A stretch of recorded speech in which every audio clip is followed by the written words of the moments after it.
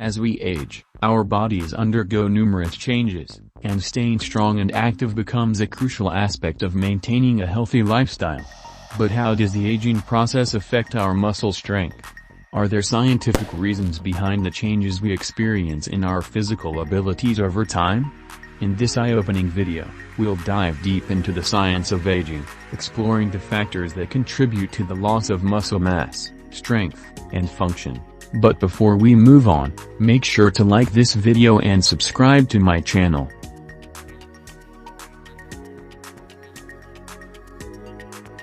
The aging process is associated with alterations in both the quantity and quality of muscle.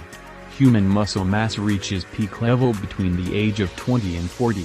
Thereafter the body loses approximately 0.5% of its muscle mass per year during the fourth decade of life, increasing to 1% to 2% annually after the age of 50, and then accelerating to 3% annually after age of 60. This age-related loss of muscle tissue is known as sarcopenia. Sedentary people show larger rates of decline than those who are active.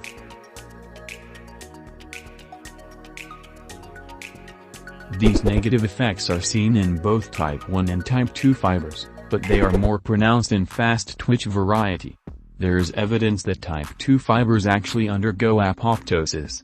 The number of these fibers decreases from 60% in sedentary young men, to less than 30% in people over age of 80. Autopsy results show that the quadriceps muscles in elderly are 80% smaller, total fiber number is 25% lower, a reduction of 110,000 fibers. Other research indicates a significant decline in the number of myofibers, regardless of fiber type between the 6th and 8th decade of life. Satellite cell content is also altered as one ages, particularly in type 2 muscle fibers. Regular resistance training can attenuate muscle loss in elderly. Kumar and colleagues in a study found that phosphorylation of certain protein like P70S6K and IF4EB1, at 60% to 90% of 1 rep max diminished in older man. The totality of evidence indicates an age-induced anabolic resistance of intracellular signaling, and muscle protein synthesis to resistance exercise. After age 40, the body loses progressively more muscle mass per year. Regular resistance training can reduce this loss. Although the elderly do have a diminished hypertrophic response, they can gain muscle mass. However, a greater weekly training dose appears necessary to maintain the gains. Hypertrophic gains in excess of 20% are routinely seen in this population, and increases are noted in both type 1 and type 2 muscle fibers. Even very elderly, greater than or equal to 75 years, respond favorably to resistance training. Increases in cross-sectional area of 1.5% to 15.6% has been reported in the literature. In a research by Bickel and colleagues, 70 young, 20 to 30 years, and old, 60 to 75 years, participants performed 3-day-per-week resistance training program for 16 weeks.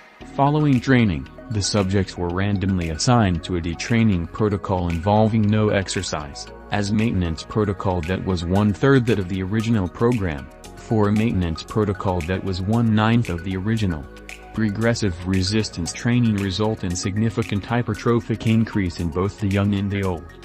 However, although the two maintenance protocols were sufficient for preserving hypertrophy in the young, the elderly in both maintenance groups showed significant reductions in muscle size. By this research, we can conclude that elderly people need a greater weekly minimum training dose to maintain muscle, once they have achieved a given level of hypertrophy from resistance training.